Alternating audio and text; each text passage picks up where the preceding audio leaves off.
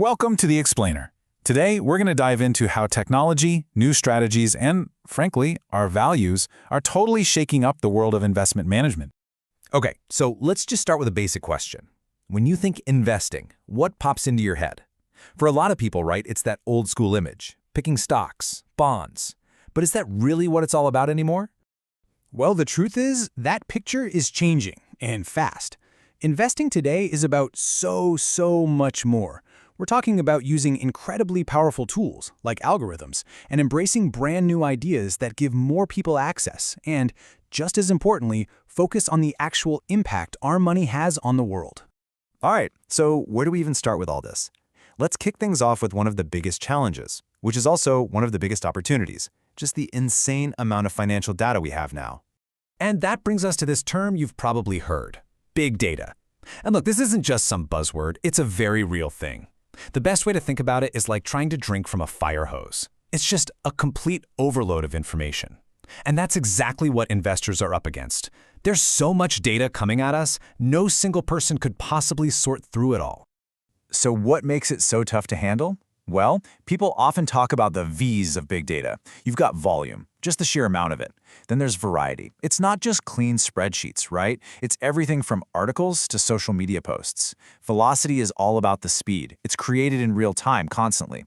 Veracity is a big one. Can you even trust the data? Is it accurate? And finally, the most important one, value. Because buried somewhere in all that chaos is the information that could actually make a difference.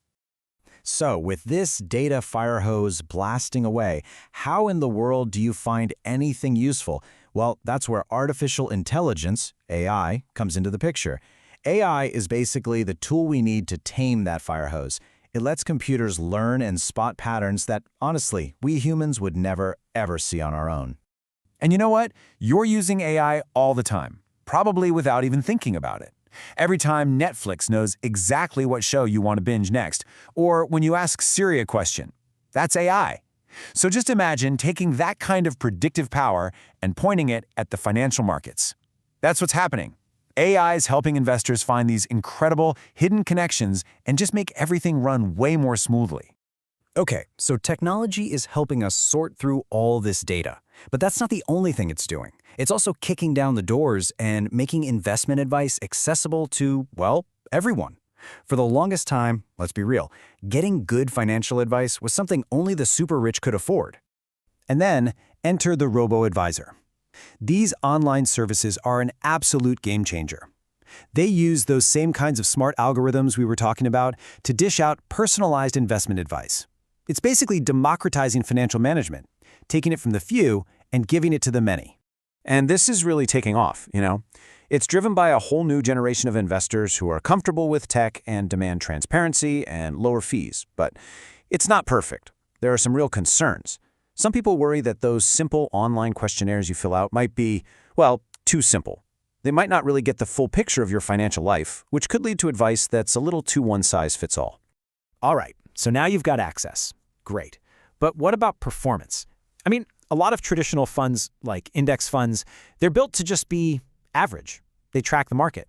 But what if you don't want to be average? What if you want to shoot for something better, but without, just gambling? Well, that's where this idea of smart beta comes in. You can think of it as a twist on a normal index fund. It's still based on a set of rules, so it's not random. But instead of just buying the whole market, it tilts the portfolio towards specific characteristics, or factors, that have a history of doing pretty well. So what are these factors? Think of them like different flavors of investing. You have value, which is basically bargain hunting for good companies that are on sale. Then there's momentum. That's like jumping on the bandwagon of stocks that are already doing really well.